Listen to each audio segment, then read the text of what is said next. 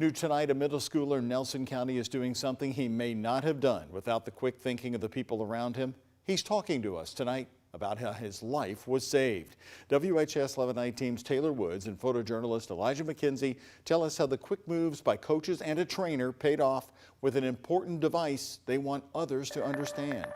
This is where a near tragedy happened on June 20th, the football field at Old Kentucky Home Middle School. Very blessed that I get to see everybody and I get to live the rest of my life as best as possible. Carson Dickey, a baseball player, was trying out for football for the first time when he collapsed. Well, I remember standing up, looking down and looking at him and thinking, I can't believe, we've been out here 10 minutes and we got a 13-year-old boy laying on the ground, possibly dead. It's a call that no parent wants to receive. I was thinking, God's gonna take my baby today and I'm not ready. He's too young. I can't, a parent should never have to go through that with their child. The coaches were performing CPR and called an athletic trainer at the nearby high school. She ran with an automated external defibrillator, or AED, and did everything the defibrillator told her to do. Immediately pulled the shirt up, got the pads on, and then just let the machine do the work. Just let it tell us we need an administer shock, clear the body, press the button. After detecting a pulse, EMS arrives and Carson remained in Norton Children's Hospital, sedated for a week.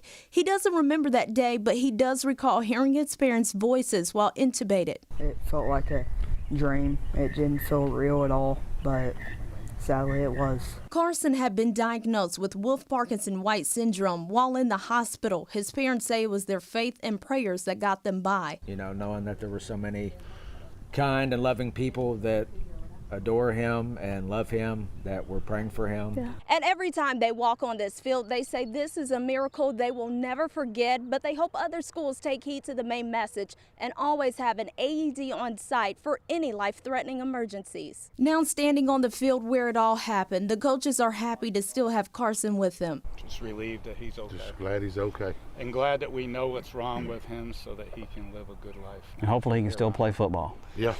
Because he looks like a good football player. Yeah. It was an emotional experience for everyone, including his best friend who witnessed it all. I wanted to be out there with him, and I couldn't because they wanted to keep me away to do what they needed to do to keep him from passing. Carson feels appreciated. Thank you for being there for me and being as caring as they were and as quick as they were. Now he and his family and coaches all hope everyone else gets AED training to help save other lives. In Bardstown, Taylor Woods, WHAS 1119 on your side. So thankful for Carson tonight, and take a look right there. There's the AED. A new law passed by the Kentucky legislature now requires schools to have AEDs at every practice and competition. It also requires all coaches to be trained in CPR and on the use of the AEDs.